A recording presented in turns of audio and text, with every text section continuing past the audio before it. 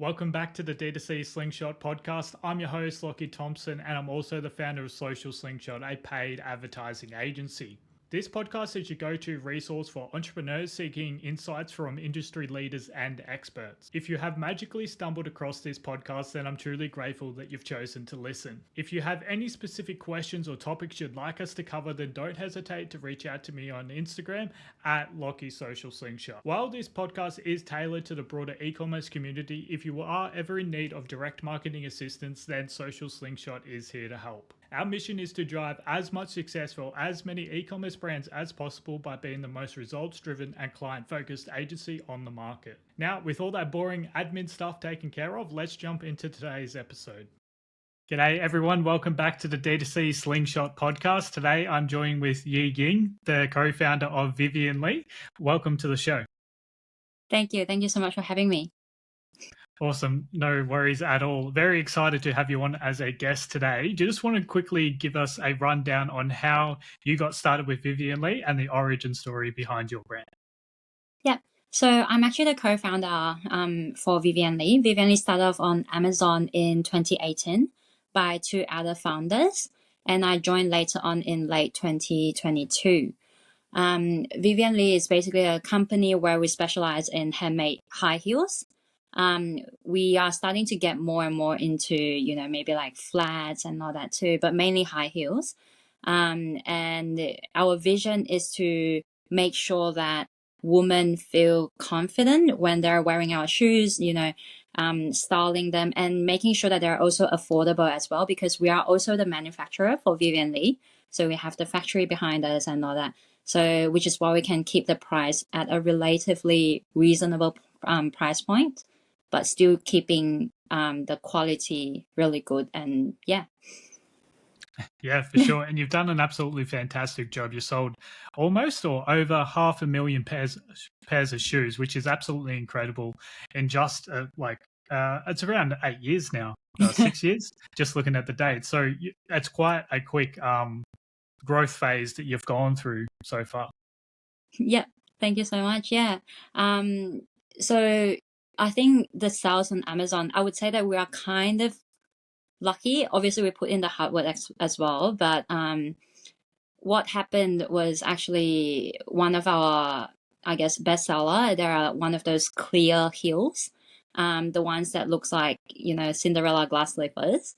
And we're one of the first company to put that specific style on Amazon, and we kind of pump it up with like ads and all that too. And yeah, it's been going really, really well. That was our bestseller. And after that, we started to look into other products, offer different variety of styles, and then it really grew from there. And then after that, we went into, building our own official website as well, trying to expand the brand from there. Yeah. Yeah, awesome. Now, just tell me a little bit more about your bestseller. Was that your original product and why you got into that market? Like you saw a bit of a trend going that way, or is it just by luck that you happened to fall along and design that shoe? I would say it's a little bit of both. So every single season, we have our own team. They will look for the most trendy material, and then they come up with their own design and all that. And then every single season, we will produce different prototypes and all that. And we'll discuss as a team. We'll do we'll go through the product selection, and then we'll decide to roll it out. So that particular product was a very, very big hit. And it went really, really well. We just started to, ever since then, we try to incorporate other, I guess, like clear heel elements into our products. So we have different varieties of it. So yeah, some have thicker heels, some has like a platform or whatsoever. Yeah. Yeah, awesome. Now, obviously you've sold a lot of these shoes. What are some of the marketing tactics behind selling so many pairs? Or did you just sort of blow up on Amazon and start trending via like SEO or Amazon ads? Or like how did you get that momentum in the beginning?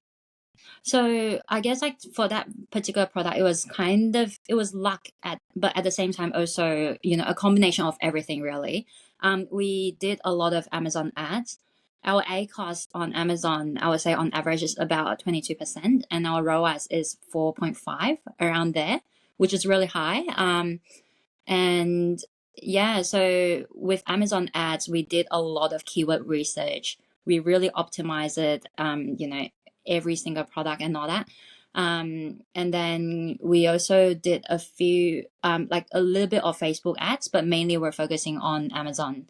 Yeah, so Amazon has been going on really well. We just feel like, with the search-based intent of the ad, it's a lot more effective. But on top of that, Facebook requires a lot of creative testings and all that, which I'm also very much interested to. But yeah, it's basically a combination of everything. Yeah, you spoke about the search intent with Amazon. Have you dabbled in Google Ads as well? Has that been a success for you, directing traffic to the direct to consumer site rather than Amazon? Not yet on the Google. So we mainly focus on Amazon. The next one would be, Facebook and Instagram. But mainly still Amazon. Amazon is the one that we've seen the highest, like conversion rate and all that. It might also be because I feel like it's easier when you incorporate that sort of keyword SEO stuff into your link as well. So, when you post an ad, people would see, people click through, people convert, and then that would also help in your sales, and Amazon would recognize that and kind of rank you up. So it's kind of like I guess like a win-win situation. Like it only gets better and better over time. Yeah. Yeah, I know for myself, like every time I open the Amazon app, like I'm always adding stuff to my cart. It's like, I don't know, they just do it better than anybody else. Like there was 3 Amazon packages that rocked up to my door today. So like I went on there to buy my girlfriend phone chargers or the cable because hers broke. And then I ended up buying a pen because we needed a pen. And then I ended up buying, I don't know, there was something else as well. And it was all like the recommended products, and it's like, oh yeah, that would do, and then all of a sudden I spent like $150. So yeah, it's a very It is very powerful common. platform. Yeah. So one of the downfalls of Amazon, and we touched in this in the last episode as well, is that they do take a pretty large percentage from you guys, and I'm guessing that's why you've sort of gone down the path of creating your own e-commerce store as well. Is that come into some of your thinking, and how's that been going since you launched that website? Yeah.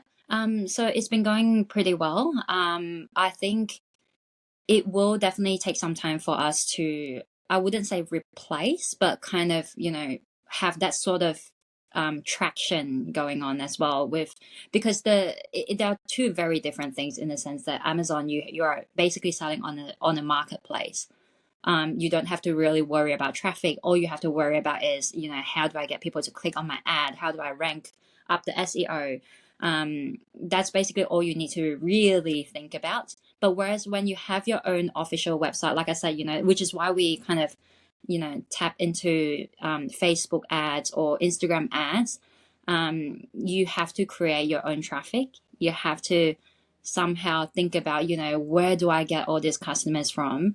And on top of that, it's not enough if you get them in, you got to convert them as well. So it's a whole long process. You guys also look into, like email marketing and all that stuff. There's a lot more elements going on. Whereas Amazon, in that sense, I wouldn't say Amazon is an easy game, not at all, but in that sense, it is a lot more straightforward. Yeah.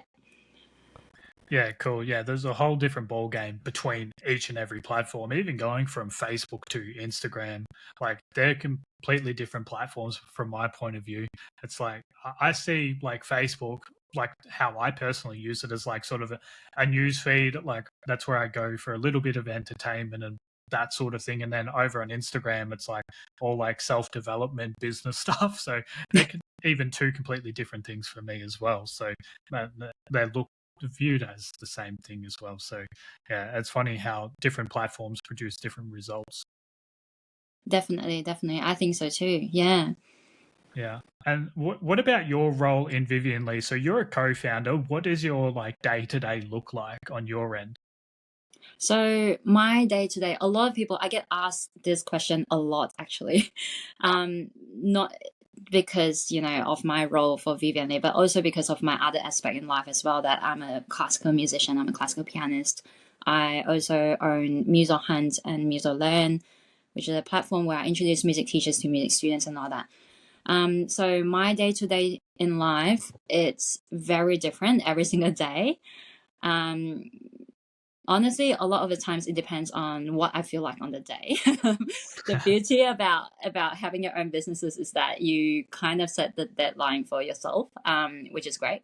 Some days, when I feel more, I guess, like more inspired, I might do more creative work. Some day when I feel, maybe I really need to get something done, then I'll try to push myself to do, whatever it is. Yeah, the boring tasks make the money, right? So you can't be Yes. creative all the time. Sometimes you just need to do the boring work. Absolutely. But yeah, for the days where I feel more creative, definitely like, thinking about maybe like creative strategy, creating content and all that stuff, or, reaching out to influencers. Sometimes I might be like, discussing with the team, scouting for influencers, scouting for content creators, or sometimes it might also be discussing with a team about, new products coming up, ad strategy, all of those. And I don't know, like I keep telling people that I'm either in front of a piano or in front of the computer. Yeah. Yeah. But it's fun. Yeah. It sounds like a typical founder wearing so many different hats, and the day's all sporadic, and you're too busy to even focus on creating a plan as well. So, yeah. It's so funny. I have a cousin who once told me, he was like, I can't imagine living your life because it's so chaotic. Yeah, for sure. It's like if you got 3 different ventures going on, like I've got one personally, and I'm like, geez, my day's full up, so I can't imagine having 3 different ones, and then everything else that goes on in life as well. Yeah, well, just as Yeah, long as you enjoy it. yeah, for sure. So obviously you enjoy playing the piano, and you're a violinist as well. Is Oh that no, correct? I'm a pianist. Oh, just a pianist. All right. So with classical music, I put on classical music a lot while I'm working. Are you the same, or do you avoid it while you're working? Do you listen to something else? I actually listen to a lot of Mozart when I work. Yeah. Mozart is one of my favorite composer, and my other favorite composer is actually Prokofiev. I'm very much into the 20th century stuff and all that too. But yeah, I do listen to a bit of classical music here and there. I only listen to Yeah. classical music. I don't even listen to pop, which is very uncommon, I guess. But I don't know. Yeah. Yeah. Yeah, I can't listen to like pop music or metal or any other genre while I'm working. Like if it has words, like I can't focus. So I like listening to a lot of piano and like just lo-fi and all those sorts of genres, which like I wouldn't listen to outside of work, but for some reason it helps me focus down and get stuff done. Sounds good. Yeah. I can't do classical before I go to bed though.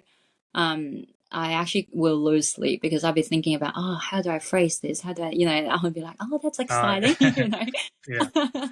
Yeah, I'm a bit different. I used to play the trumpet in primary school, but that's about as far as I got. And then, I just listen to it when I need to work. I don't have to analyze it. So, no issues there. So, before you mentioned the word scouting. Now, you just told me before we got on this podcast, you didn't give me any prep to this, but you said you've got a pretty exciting trip coming up. You're actually scouted by another company or a different person to come over to the New York Fashion Week. You just want to tell me a little bit about that exciting opportunity? Yeah. So it was really, I would say random, but at the same time, I'm really grateful for it too. So it was just a night where, we had this Instagram reached out to us. She's actually a designer based in the United States, and she was like, she was basically telling us that she really liked our products, really liked our shoes and all that, and was wondering whether we're interested to collaborate for the New York Fashion Week. And I was like, whoa, that's the top 4 major fashion weeks in the world. You've got New York, Milan, Paris, and London, and New York's one of them. And I'm like, wow, so we're going to New York, I guess. Yeah, so that was I guess we are pretty much scouted, which I'm really grateful. It's happening this coming September. We're looking forward to showcasing some new shoes, new products. We're actually looking into maybe designing new shoes for it. And then, yeah, just gonna go and have fun with it. Yeah, for sure. Tell me a little bit more about the trip as well. You might not all know all the details just yet, but who's going on the trip and what are you most excited for? So we don't actually know a lot of details because it just literally happened maybe like last week. So it's very, very recent. We just signed the contract and all that as well. Basically, there will be two fashion shows. We'll have models wearing our shoes and wearing the outfits that the designer designed for. The designer is called ELJ, and yeah, so it would be most likely I would definitely be going. And yeah, maybe two people from the team. And yeah, just really looking forward to it. Yeah, for sure. You'll have to take a lot of social media content because that's a massive USP that your brand has over all the other high heel companies out there. So you're definitely going to have to capture some content, which I'm extremely keen to see as well. Looking forward to reaching out to, maybe like, PR companies and all that too. And yeah, like you said, social media content, filming a lot of reels. Yeah. And yeah, also looking forward to maybe potentially meeting up with, our content creators based in the New York as well. So that would be really, really fun. Yeah, the last time I went to New York was in 2017, but that was for a music performance. I got invited to perform in the Lincoln Center, which was also really fun. But this time for fashion now. Yeah, yeah, awesome. Very, very successful. I've barely been out of Australia, so yeah, you've got some amazing opportunities coming up, and yeah, I'm keen to see how those go for you. But with business, it's not always riding the highs. Just want to touch on some of the lows you've had through Vivianly. Yeah. So I guess like one of the biggest challenges as a high heel brand is that, being a shoe company is already difficult enough because especially online, because you have a lot of SKU to look after. You have this particular style, but you gotta have it in black, blue, green, yellow, whatever. And then on top of that, you have size 5, size 6, size 7. On top of that, size 7.5, that's a Yeah. lot of SKU. So that's one of our I guess like our challenges. But being a manufacturer for over 20 years, we're lucky that we have enough I guess like enough experience to really tackle that. But yeah, other than SKU as well, being an online brand, especially for shoes, it's very difficult because people can't try it on. And high heel even worse because Yeah.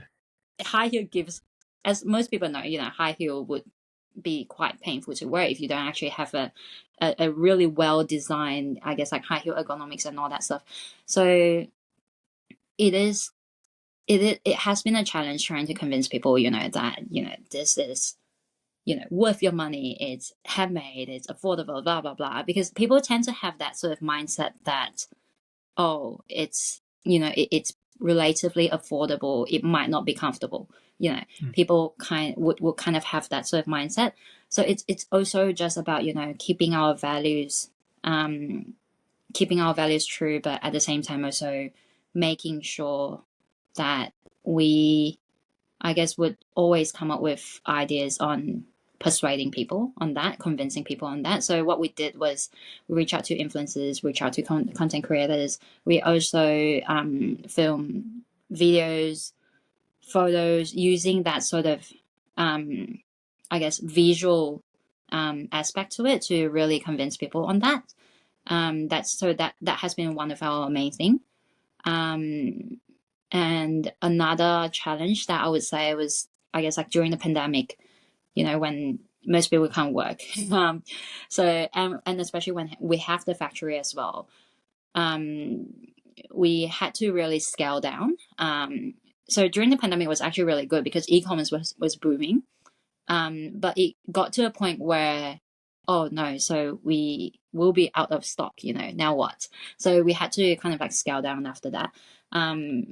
But waiting for, all the lockdowns to be over, and, when people can actually work, then we had to, we scale it up eventually as well. But yeah, that was the main thing. Yeah, for sure. So you touched on the affordability of your high heels. Even like I'm a male, I don't shop for high heels. But when I went to your website, when I picture high heels, I'm like, oh, these are going to be like 200 to 500 thousands of dollars, right? And then I got to your site and I was like, wow, these are actually cheap, but they also look so good. So with like, obviously, I work with a lot of e-commerce brands, and profitability is a bit of a concern for a lot of brands at the moment because of inflation, and people are always wondering whether they should increase their prices or not. Over the like last 12 to 24 months, have you done sort of any price testing? Because yeah, like I said, like I'd probably pay more for your shoes just by looking at them on the website. It's beautifully designed. You've got so many purchases, so much social like recognition. It's like, yeah, I was just wondering if you've done any sort of that price testing. Definitely we have. So we kind of do it in small scales though. So like, when we adjust the price, maybe in about like, $2 to $3, or at most maybe $5. 5, 10 might be pushing it a little bit, but we kind of try to test what to see, whether it will affect our sales as well. But I think, in terms of profitability and all that stuff, I guess we are very lucky that we are the manufacturer ourselves. Yeah. So in that sense, we can really control not just the price but also the quality. So we can still keep the cost relatively affordable, but at the same time, still maintaining that quality. And yeah, like the kind of material that we use, they're all sustainable material as well. All vegan leather and recyclable materials and all that too. Just trying to contribute to the earth as much as we can. Yeah, so that's basically that. Yeah, and how do you stack up to some of those designer brands which sell for thousands and thousands of dollars, right? Do you prefer your high heels, or like what's the main difference between your high heels and some of those designer brands? Is it just a price tag at the end of the day, or like what's the difference? Yeah, I think that's a very tricky question to answer, because I have to be really careful not to step on anyone. um, Not being biased, but I definitely Yeah. I love our shoes and all that. The first time I received I guess like the prototype of the shoe, I was actually quite intrigued, because if you look at the clear heels that I was talking about, they look like they can cut your skin somehow. Like that's what people that's what people have been telling us. But then when you actually see it and when you actually feel it, they are so soft. They are so so so soft. No skin cutting at all, thankfully. um, they are actually really really comfortable to wear. um, and I'm not saying that in the perspective of that, not from a co-founder, but I'm actually being genuine and all that. It is a very comfortable pair of shoes. I think So that's one of the biggest selling points with high heels, right? Like I went and picked up my girlfriend from a girls' night on Saturday, so a couple of days ago, and the first thing she did when she jumped in the car was take her shoes off because they were killing her feet. So it's about this point in the episode where she usually gets a mention. When she doesn't listen, she definitely hasn't made it this far. So maybe I have to jump onto the website and make a purchase if they really are that comfortable. Give them a test. yeah. Definitely give our shoes a go. Like I think I'm not definitely not being biased at all, but even like the other day I was wearing one of our heels. I wore them for 10 hours. I wore them for 10 hours, and yeah, no pain whatsoever. It's one of our chunky heels. And I would say, if you have a look at our website, the way we name them, it's usually by the name of the heels, and then there will be a number following it as well. So that number is actually the heel height. We try to think of ways to make it really easy for the customers to know, okay, I can kind of manage, anything above, anything below 8 cm. So, you just look at the numbers would do. I think that's a lot easier for customers to really find our shoes. Yeah, so I think that, if she's having pain, definitely ask her to try out shoes that's lower than 8 cm. Yeah. Keep it at around 5. Yeah. Yeah, I have no idea what she was wearing on the weekend, honestly. But yeah, I might have to go get the tape measure out and have a look at it. But yeah, just before we wrap up this podcast today, I just want to touch a bit more on MusoHunt and MusoLearn. Just want to tell me exactly like what you're doing there and what you plan to do over the next 12 or 14 months with those ventures.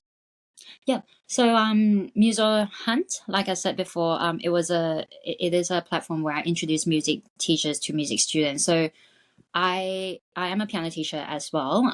What I've been seeing is that, parents want the best quality music education for their kids, obviously, but a lot of them don't actually have the knowledge to really assess, like which teacher is the most suitable teacher for my kids and all that. So that's where we come in.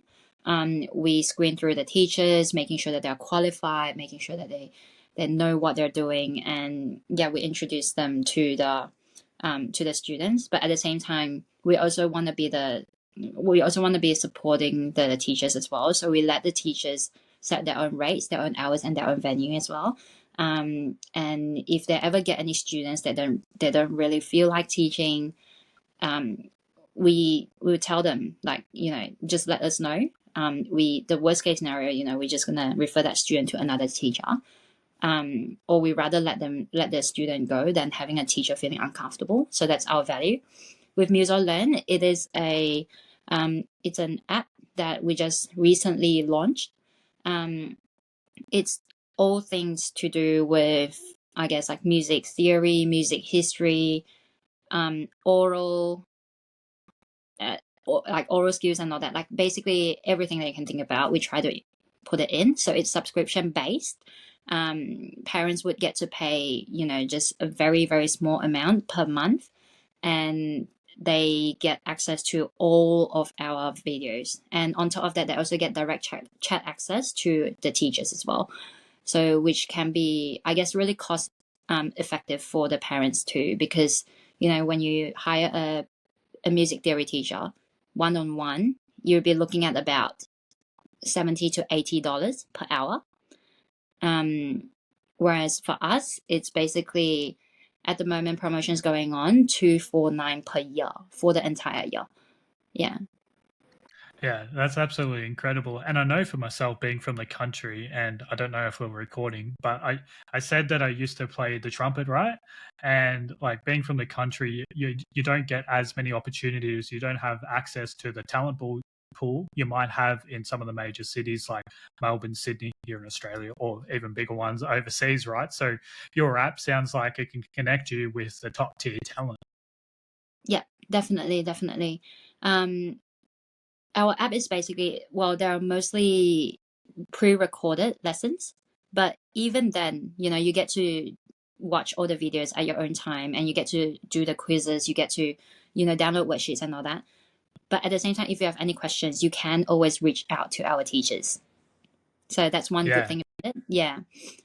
Because I find that a lot of the pre-recorded lessons, you have no one to go to when you have any questions.